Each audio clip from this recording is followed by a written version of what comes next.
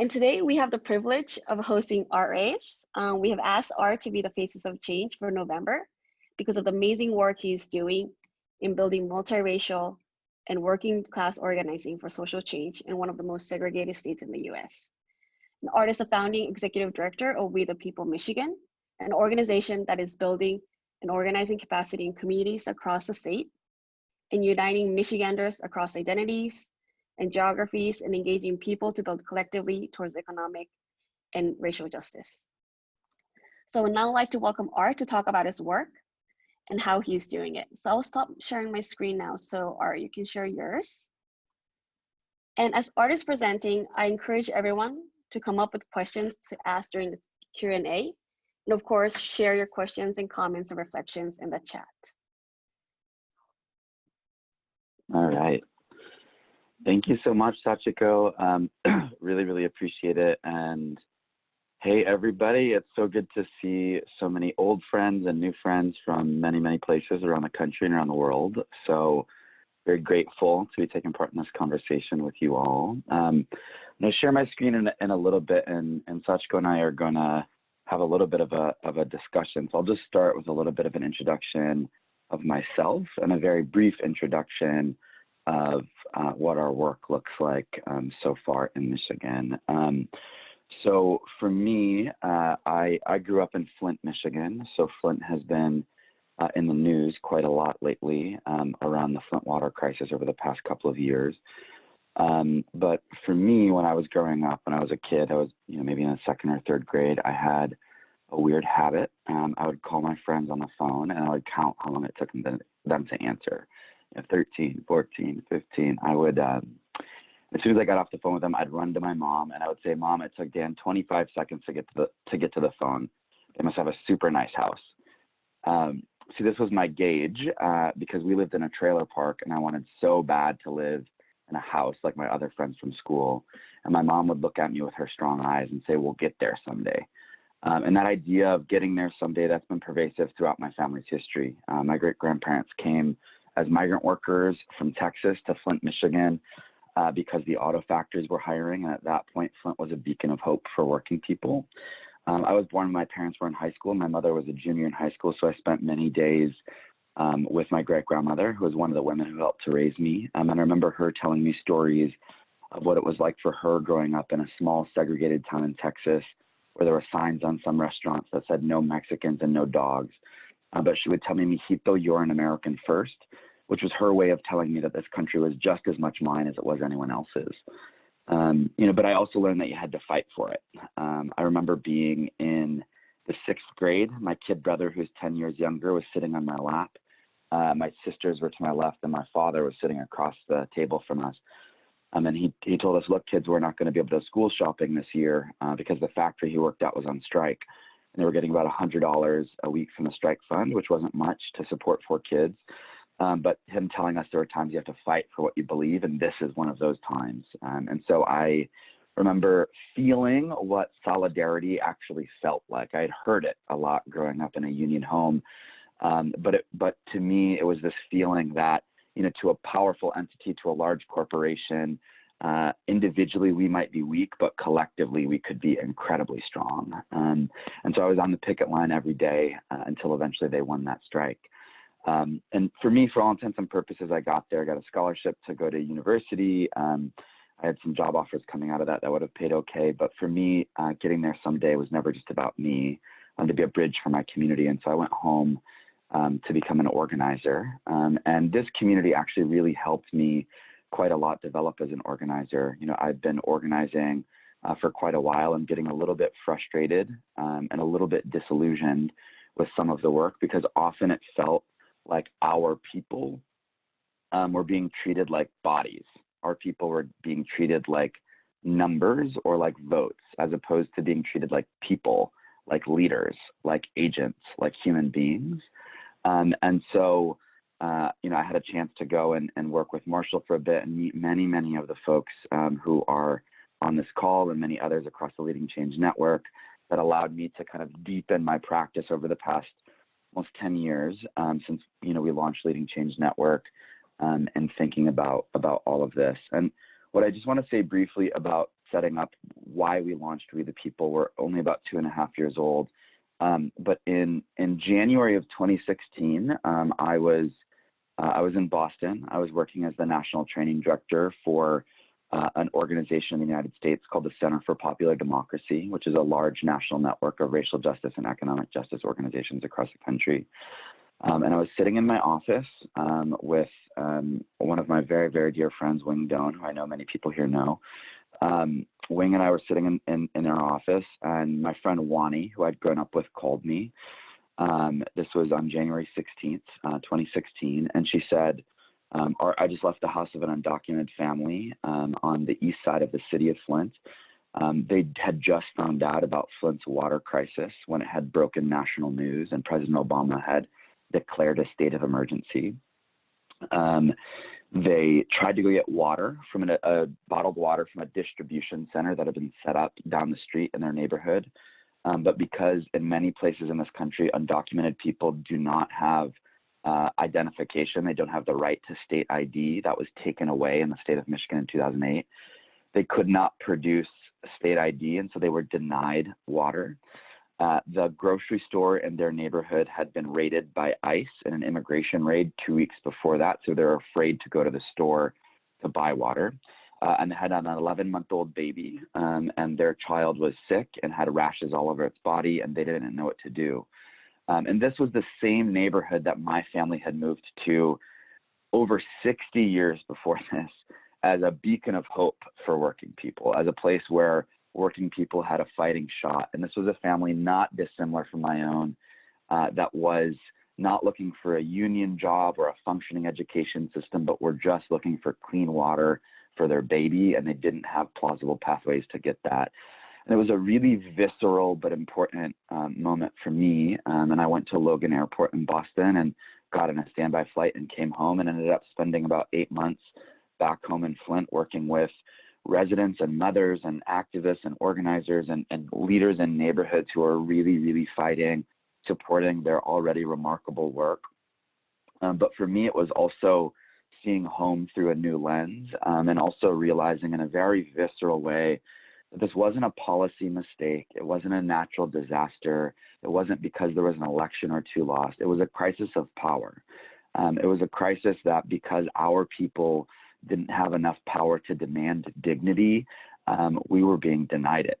And so for me, it was just a very clear, it was very clear that while I had been, working nationally, kind of bouncing across the country, supporting organizers and people leading organizations, home was burning, and I needed to be home. And so in June of 2017, I left what was, as cush a movement job, I think, as you can get, working at the national level and, doing a lot of exciting work to come home and launch We the People. And I want to share really quickly what that is, and then we can talk about what it looked like to start it and launch. But we're only about 2.5 years old. And I'm just going to share a couple of slides just for folks who are a bit more visual. So for me, I think, after having organized in Michigan for a long time, leaving, working with many folks here, going to grad school and teaching with Marshall, and then working at the national level, for me, there was a couple of things that I saw as core challenges in our work. And at the core for We the People, we operate around a central question, which is it possible in American society to build multiracial working class organizing infrastructure that can build unified vision of what the communities and state and society that we're contending for is, and fight for governing power over time. And there's a couple of key challenges that I just want to lay out quickly, and then I'm going to kick it back to Sachiko for the conversation. One is that Michigan, as some folks in the United States may know, those from, who are from elsewhere, just to share. So Michigan is often a pretty important election state. So we are what many people refer to as a swing state or a battleground state, or in some cases a blue wall, which meant that it was seen as like a reinforcement for Democratic nominees in, say, a presidential election.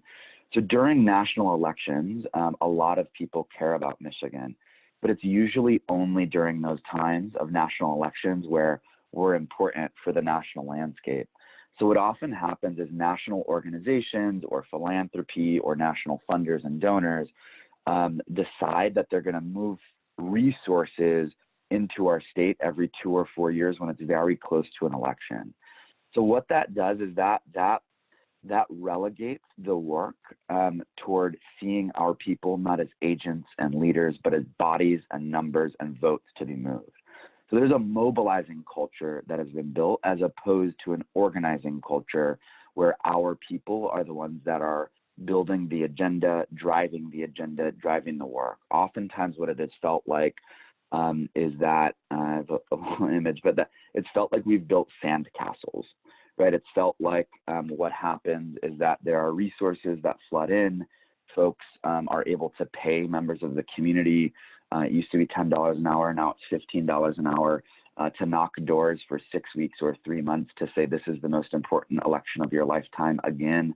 And what ends up happening is we build sand castles that sometimes are big and beautiful and expensive, but they're not built on a foundation that our people in our communities own and run and are driving the agenda. So we build mobilizing capacity that is easy to crumble as opposed to organizing capacity on a solid foundation that we can build upon. So that's one of the challenges. The other challenge that I just want to go back to really quickly is we are one of the most racially segregated states in the United States, and we are one of the states who has struggled economically the most. I mean, that has enabled divide and conquer politics. So many folks know, not just in the US, but across the globe, when they think about Detroit, they think about the auto industry, they think about cars. And so as many may know, the auto industry has really taken a hit pretty substantially. The manufacturing economy in the United States has really taken a hit. So communities like Flint, where General Motors started, which in the 1950s was the highest per capita income city in the United States, is now the single poorest city in America.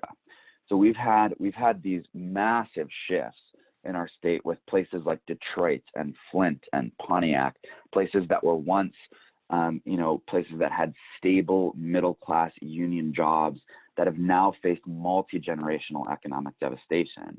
And so when we think about segregation, I just want to show an image because it's pretty stark. In the United States, we do a census every 10 years. I know spending a little bit of time meeting with organizers in Europe, particularly in Germany recently, they were a little baffled that we have the government come and count every single person every 10 years. But in the United States, we do a census where we count everybody every 10 years. The last census happened in 2010. And so this is what is called a racial dot map. So census data that you also disclose your race and ethnicity. This is someone who took all of that data and mapped out the race of households based upon that. So in this particular map, green represents Black folks or African Americans, white represents white people, red represents Asian folks, and orange represents Latinos. And so this is Detroit. This is Metro Detroit. I just want to just show people how stark this segregation is.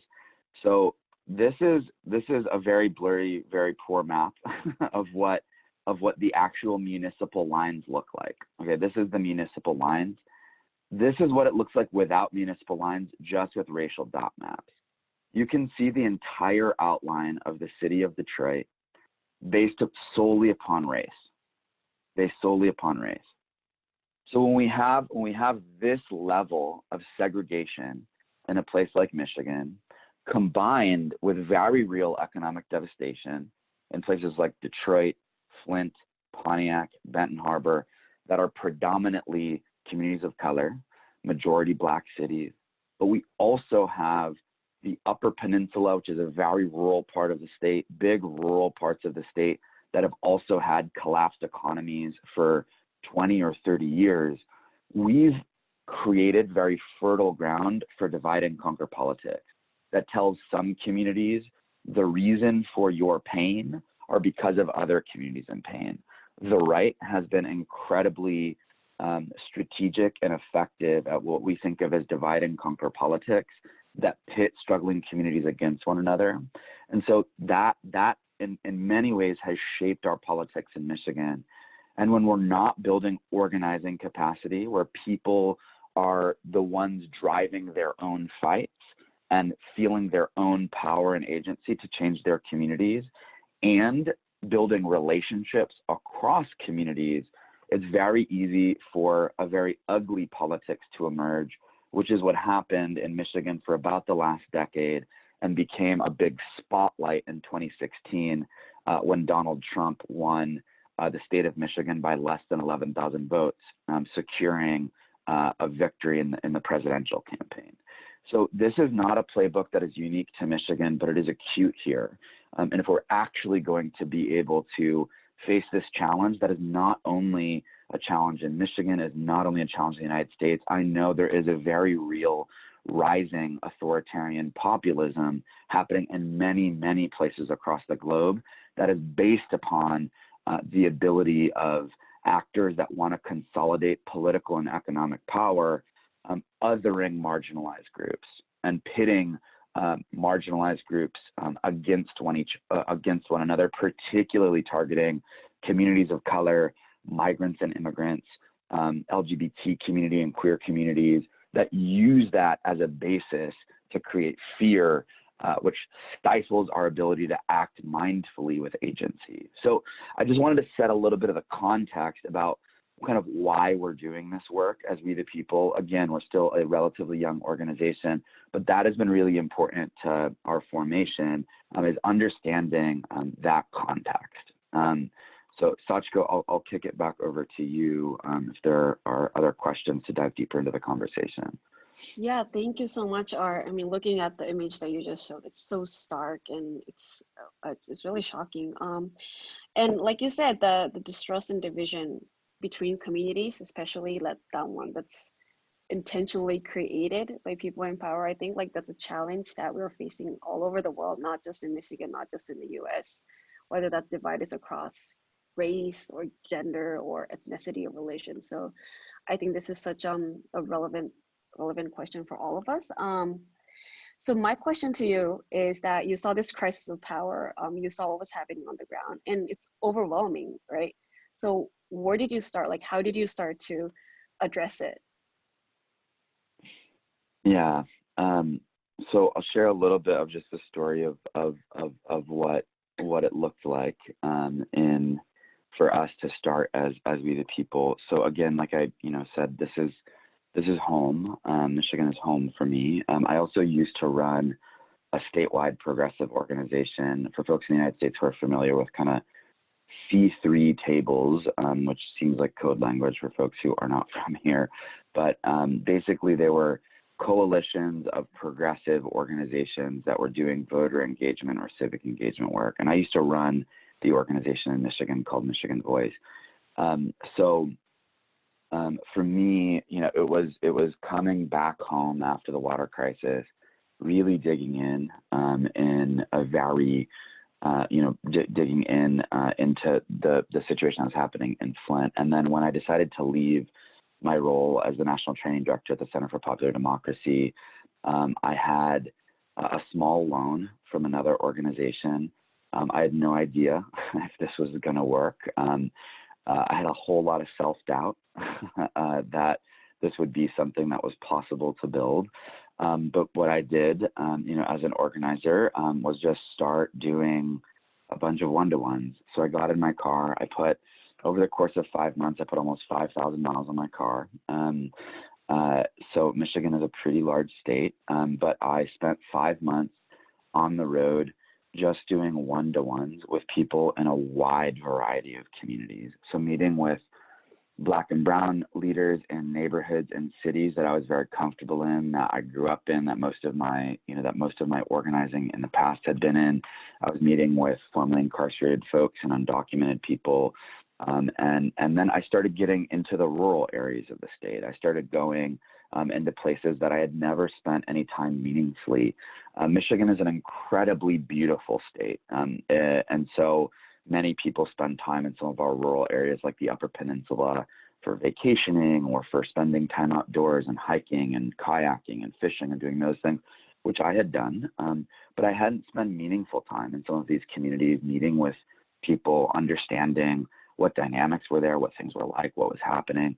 So I spent time in rural communities meeting with laid off workers, with recovering addicts, with pissed off moms, with local electeds, with activists and organizers, with resistance groups that after the 2016 election had begun to emerge in many places, and just starting to talk to people about, what are the challenges that your community is facing? What are the hopes that you have there? And I think for me, what was really powerful and important about that was it was the ability to just like have some humility and just listen to people across the state, see ways in which we were facing shared issues, ways in which we were facing shared challenges, and begin building some of those relationships. So I just want to show you, this was in our first, this isn't all the ones that we've done now, but in our first little bit, one of the things that we decided to do after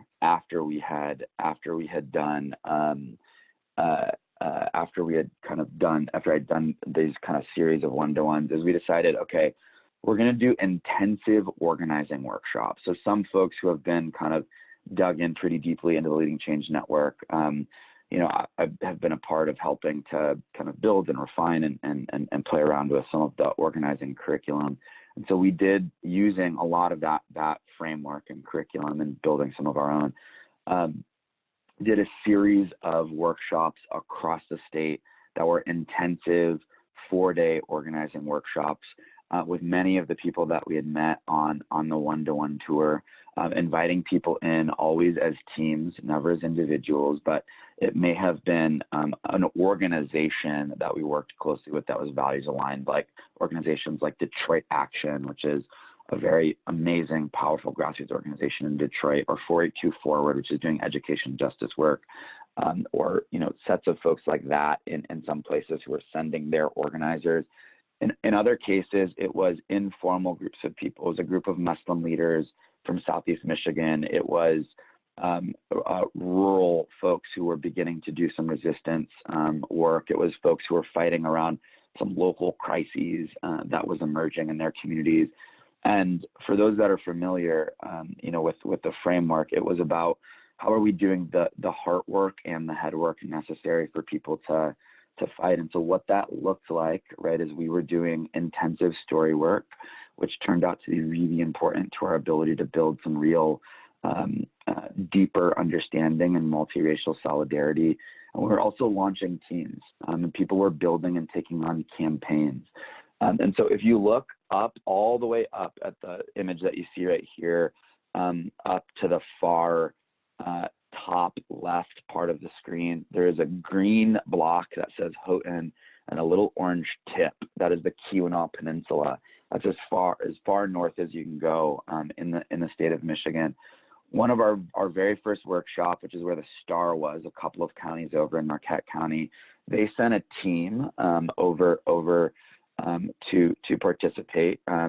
It was a scrappy ragtag team of folks that came from these counties from a couple of different organizations.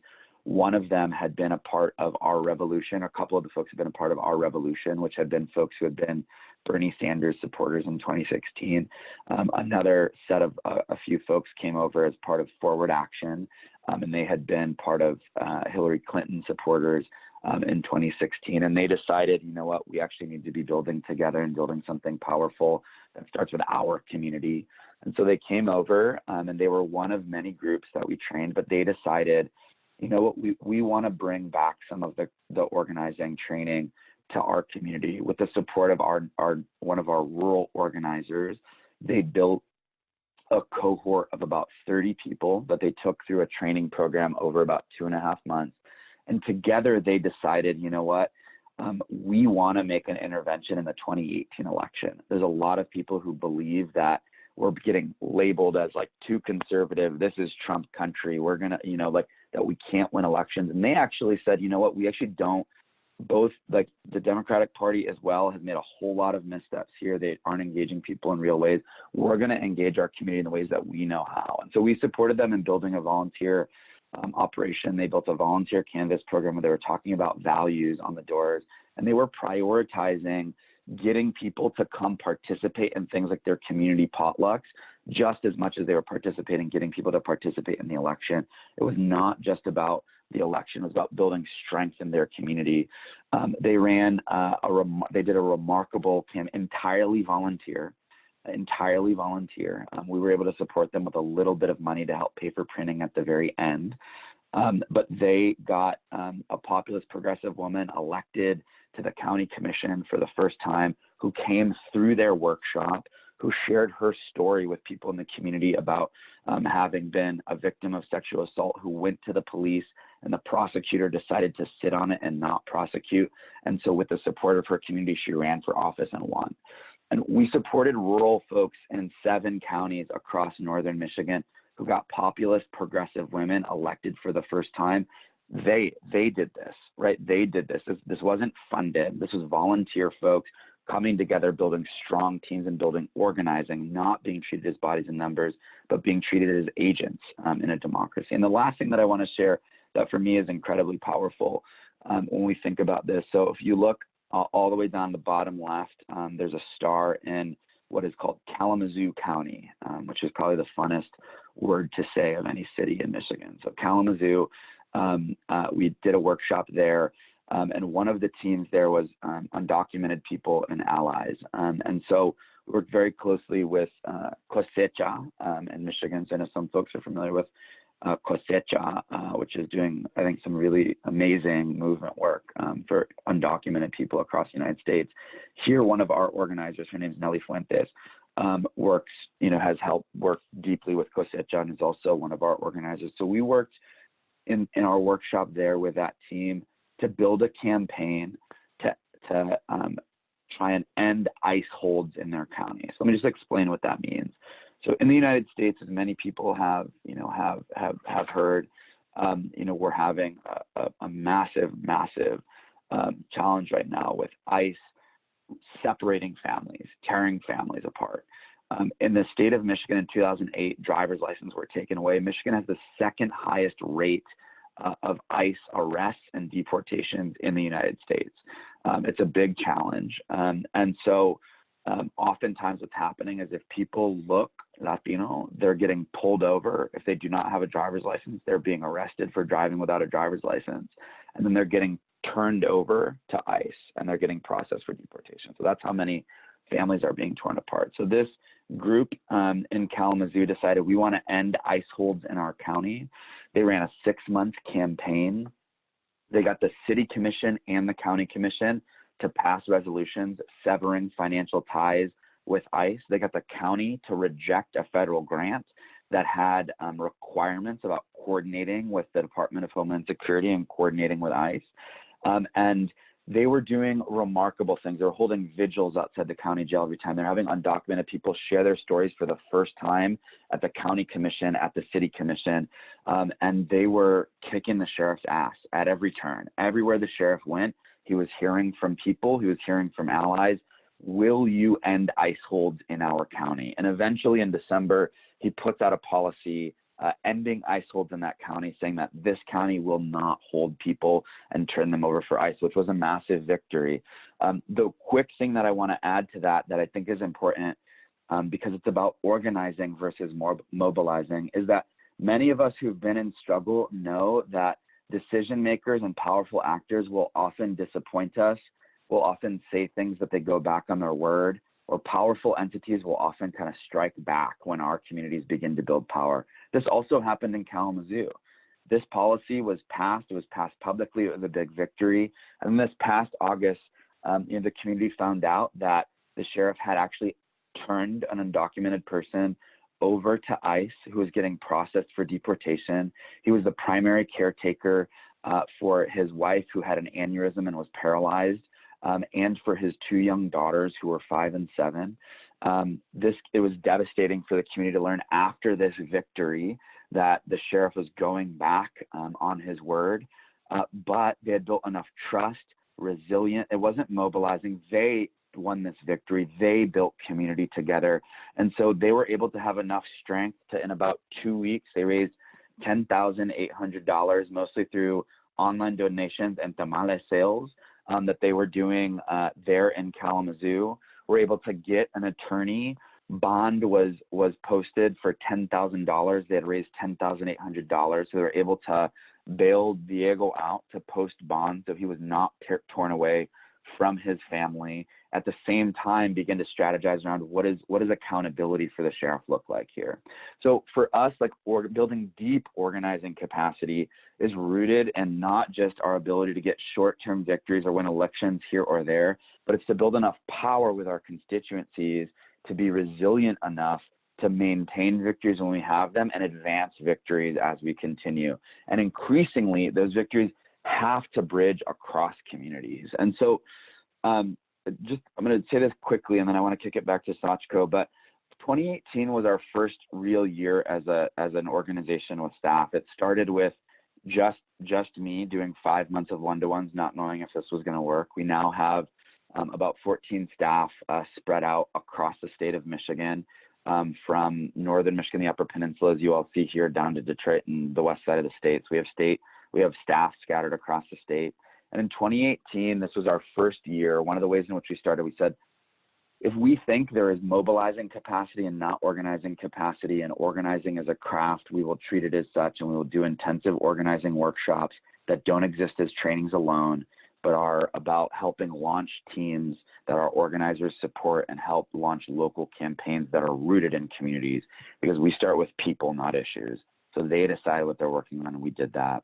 We then said that we had to spend some time listening. So we did about 6 months of listening sessions across the state.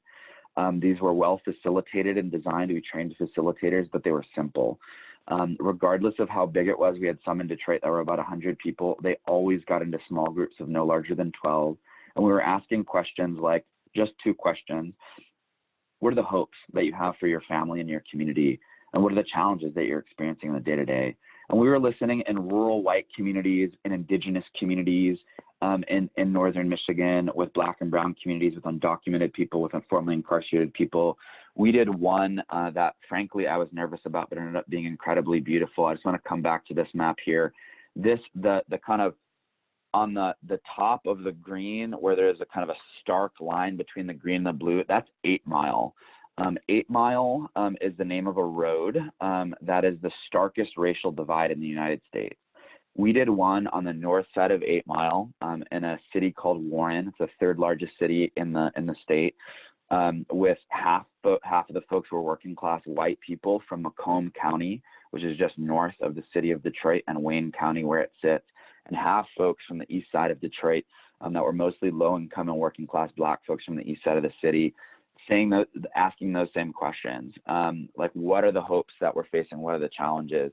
And for us, after listening to communities all across the state, we established committees, regional agenda committees that distilled everything they were learning into draft agendas that said, this is what's important in our communities here. We did our statewide convening that we did in a place called Idlewild, which is a historically Black rural community that from about 1912 to 1960 was often referred to as Black Eden, because in the United States, when most resort places and vacation places did not allow Black people to go and participate, Idlewild was a place that was kind of a beacon for Black folks, particularly the Black middle class in the United States. W.E.B. Du Bois owned land there, Joe Louis owned land there. There used to be direct trains from Chicago and Detroit. It was a historically Black community that has a very palpable spirit to it, but it's also rooted in a rural community that's the poorest county in the state of Michigan. And so we decided that we were going to have our statewide convening there after meeting with elders in that community who invited us in. And so we brought people from 17 counties across the state, Black, Latino, white, Muslim, immigrant, and indigenous, in one space together. And this was really the beginning launch of what we were doing. So back to this, all of the listening sessions fed into regional agendas. We had a central committee that built a draft people's agenda. And at the Idlewild convening, together with communities that almost never are in spaces together, had an opportunity to build relationships with each other, to teach each other what it was like in their communities, to do political education around race and class and how our communities are pitted against one another, and then to ratify a proactive people's agenda together that says whether we are in a rural place as far north as you can go in the state, or in the heart of the city and Black and brown communities in the east side of Detroit or southwest Detroit or the north end of Flint or southwest Grand Rapids, that our fate is linked and that we have an aspirational vision of what our state should look like. And so this was really the kind of real, this was what felt like the real beginning of our work in the state. And kind of since then, right, that what has been important is we've been an engine of helping to build thoughtful organizing and fighting on local campaigns, but is always done in a multiracial lens that talks explicitly about race and about class and is rooted in building power for our communities. We're driving a number of statewide campaigns right now. We're driving a statewide deep canvassing program where we're talking about race and class to communities across the state. And we're still a very young organization. But for us, this is rooted in asking the question, can we transform what our state looks like? Can we fight for the soul of our state so that our state can fight for the soul of this country? And for me, the question that I started off with, and then I'm gonna shut this down, and I'm eager for us to have some discussion. This question, is it possible to build multiracial working class organizing infrastructure that can build proactive and unified vision of what is the community and state that we deserve, and actually contend over time for the governing power to execute on that, to not just win on issues, but to drive the agenda? And we think the answer to that question is yes. We believe that the answer to that question is that it is possible, but we know that it's going to require us to work incredibly hard, to have humility, to listen, to center our people in order for the answer to that question to be yes. So it's a little bit about kind of our work, where it's emerged from, how it's been shaped, and I'm going to kick it back to Sachiko because I'm eager for a conversation. Thank you so much, Art. This is so amazing and so inspiring. And looking at the people's responses to questions from the chat, I think everyone has a lot of questions. I would like to jump right into the Q&A. So maybe what we can do is, you can also do gallery view on this. So if you want to see everyone's faces, I would also recommend that. But let's ask Juan, as a chat monitor, what kind of questions have people been asking in the chat? Yeah, so there's a couple. One is by Heather Booth. She was asking, well, she was first saying there's a powerful context of the organization and the challenges you're facing. You also have an amazing organizing history. What are the goals for building power? What is the connection with the terrific work on issues with electoral power? And how does it relate to winning on national and state issues? So there's a question, Well, macro there, yeah. Cool. As always, fantastic question, Heather. Thank you so much for being here. I really, really appreciate it. Honored to have you in the space. So look, I think for us, there's a few things. Like for us, in order to build power around this, we think that one is it's important for the communities that we're working with to be able to have a taste of their own agency and power, which is why we've started with people fighting on local campaigns. In some cases winning, like a couple of the campaigns that are described, in other cases learning a whole lot. It's then moving people kind of from these local fights to interconnected regional and statewide fights. So right now, for instance, the campaign that I described in Kalamazoo that fought to end ICE holds, that also helped spark with a number of other communities across the state a statewide driver's license campaign that says undocumented people should have access to driver's license. So on October 31st, we introduced a bill into the state legislature with some allied members of the state legislature to introduce this bill that was completely born out of movement work that was happening across the state. Now, we know the makeup of our state legislature. It is very, very, very unlikely that this bill will pass during this legislative session. But what it also does is allows us to pick this fight, to move the narrative, to work that this is not just an issue for undocumented people, it's an issue of justice for all of our communities that's intimately tied to the people's agenda, that is about our struggle toward the vision of the state that we believe we all deserve. And it allows us to also be clear in the state legislative elections who's with us and who's not, and how do we actually link the fights that our communities are really fighting on toward that. So that's one example. There's a number of other statewide issue campaigns that we're driving. And working with robust coalitions around like state revenue, because our public school system has been absolutely crushed. For folks in the United States, many people know Betsy DeVos, who is now our, the Secretary of Education. Her and her family have been the most powerful political actors in the state of Michigan for at least the last decade, and have completely dismantled our public education system. We have massive deficits in funding for that. We also are the state that allows private for-profit charter schools to kind of run rampant. So for us, there's a number of issues that our communities are facing very acutely, that building toward those, there's an electoral lens around that. And then the last thing that I'll say to the question that you're asking about the national landscape. So for us, Michigan is important for 2020. For us, this is rooted in the long haul, but it is not just, we know there are also urgent fights that we have to get into right now. And so one of the ways that we're digging into 2020 is, like I described before, much of the narrative that allowed a person like Donald Trump to ascend to the presidency was telling some communities that have felt ignored by both parties that the reason for your pain are because of other folks in pain. We've had implicit and explicit racist language that pits communities against one another. We're seeing this across the globe. It's not an American phenomenon. It's acute here and it's acute in Michigan.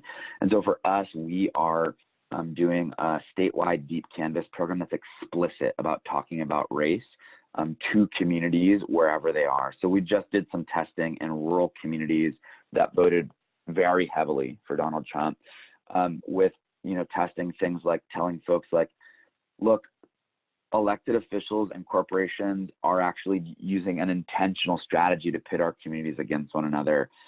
In many cases right now, the struggles that our country and communities are going through are being blamed on Black people, immigrants, and poor people. How much does this resonate with you? And it turns out it resonates a whole lot with communities that have been ignored and struggling, but we have to meet them where they're at and build legitimate voice together. So it's a longer haul process around that, but for us, it's connected electorally, it's connected to the national moment, but it always, always, always is rooted in building long-term power that's centered in here in Michigan. Art, I do want to thank you. I'm really inspired by hearing the details of the work you've been doing, and just appreciate it so much. Thank you. Thanks, Heather. Rowan, do you have another question from the chat?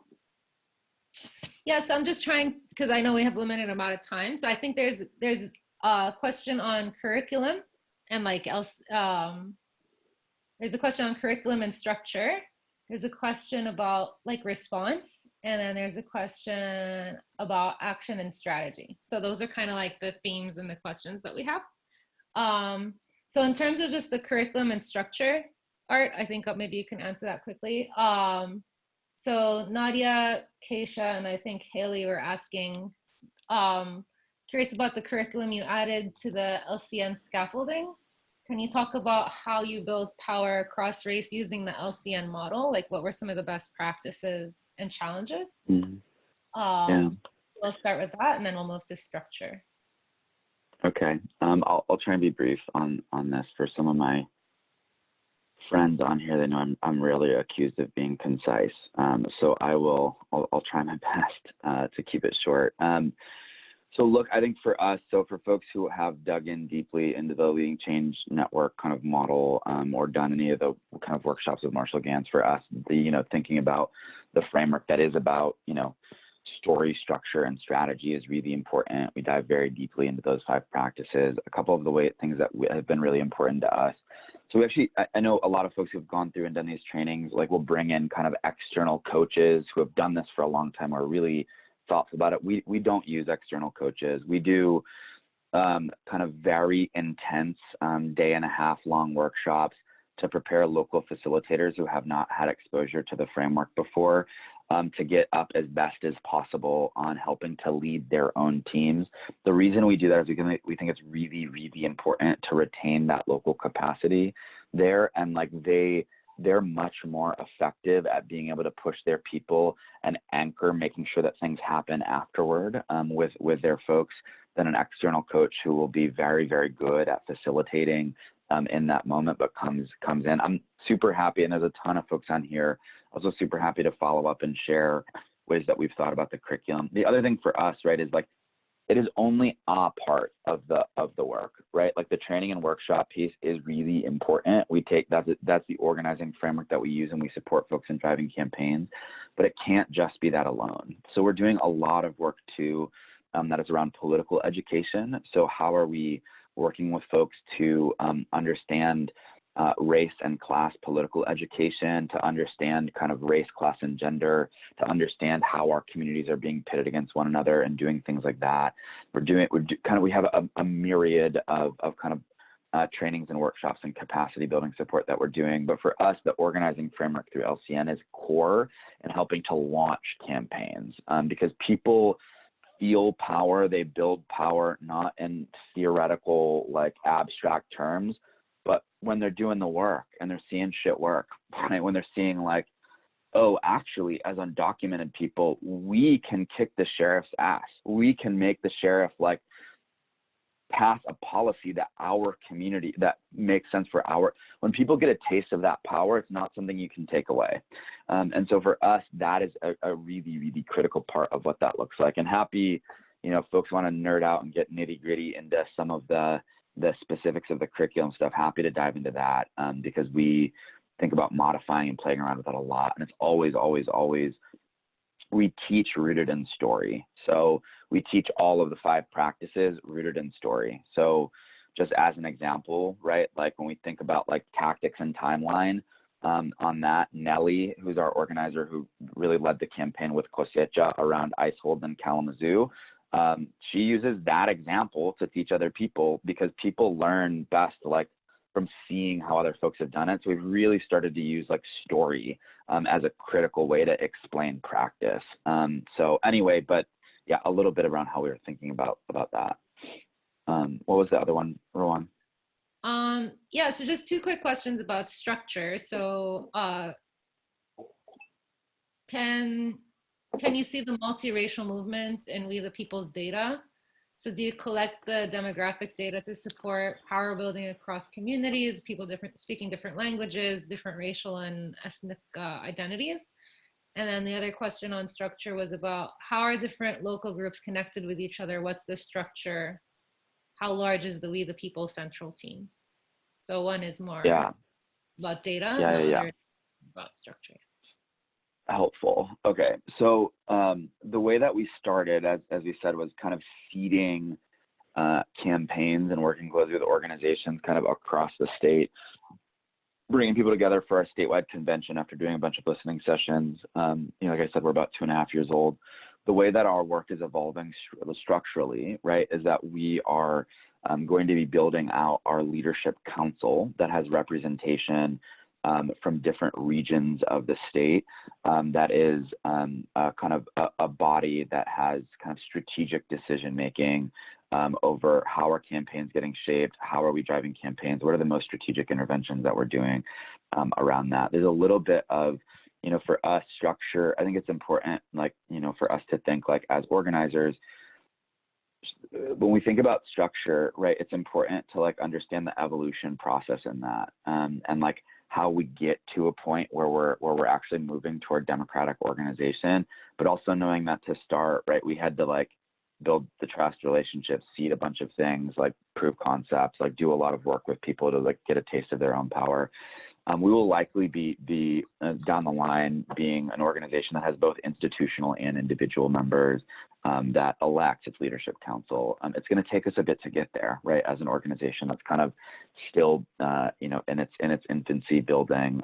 But the structure question is like a really, really important one that we're kind of constantly having conversations about. And frankly, we have a lot of learning to do around it. Data is a good question. So yes, I mean, we can see some of that in data. And I think like one of the things that we're trying to be really thoughtful about that just, folks, I mean, also leave my email and contact information because I'm sure I could learn a ton from everybody on this call. So one of the things, like the traditional ways that we think about, so at least in the US, most of our data tools they're built for electoral mobilizing. They're not built for organizing. And so some of those tools are useful, but we also don't have like great ones to actually capture the depths of what data we're trying to look at. So we have a lot of room to go about building like real discipline in our data practices. But one of the things that we did do is we hired a learning director, the first organization in the country to hire a learning director. It was a public rejection of a development director in this context. There's a public rejection of a development director that said oftentimes our data, the way that we think about the organization, like all of kind of these things is often external actors, particularly funders, have outsized impact over shaping what organizations, particularly in the US, do. Philanthropy has far too much influence over our agenda, how we're driving it, how we're tracking metrics, all of those things. So instead, we decided that we were going to hire a learning director as a rejection of that. But also we were going to be grappling with some of these deeper questions around like, well, how are we thinking about like data and metrics and learning that makes sense for us? You know, there's a bunch of folks that we work with, like Hari Han, who I know many folks on this call know, who I think is fucking brilliant. Hari is amazing and like has been like incredibly helpful and, you know, helping us like think about some of those things, but we have a long way to go. So I appreciate the question. It's an important one. Yeah, thank you, Jake. Yeah, Civic CRM. Yeah, I've had a number of organizations who've like worked with them in the past. That's a really good suggestion to reach out. Thank you, Art. So we're at time now, and I know there's so many amazing questions in the chat. And I think, you know, from Art as well, but I think there's so much that we can also learn from each other. But unfortunately, we're at time now, so we'll have to wrap up now. But before we all end, if we could all, if I could ask you all to share like one key learning from today's session in the chat, that would be great. And James will also be posting an evaluation form in the chat. So if you could answer that to let us know how you thought of today's session, that will also help us immensely. And so thank you, everyone. Thank you, Art. Thank you to the attendees. Thanks to Ron for being the chat board monitor.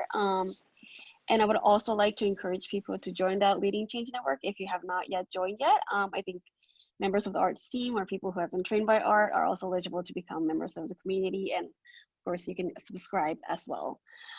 So in today's session, we learned about how art has built the multiracial and working class organizing for social change. And thank you, Art, for the invaluable insights and the lessons and inspiration. And next week, we will be releasing a podcast where Marshall Gantz sits down with Art to hear about his story to leadership. And we will let you know when we release that on our website and email. So please keep an eye and an ear out for that. So thank you again, everyone, for this amazing session. Thank you, Art, again, for the amazing presentation and the lessons. And I hope you all have a very good rest of the week. Thank you. Thanks so much, Sachiko, and just incredibly grateful for, I mean, it's like very humbling to have so many like people that I look up to and admire and respect, like tuning in to learn a little bit about our work. So just so much gratitude. I also, in the chat, I know the chat's kind of moving fast, but I put my email and cell phone number in there in case anybody wants to follow up or reach out. You know, we have to find the spaces to learn together in this. No one has cracked the code for what it looks like to build real, sustainable, powerful people's movements. The only way we get there is by learning with each other. And so very, very grateful for the opportunity to learn with all of you and hope to continue learning with all of you in the future. So much gratitude. Thank you all so much.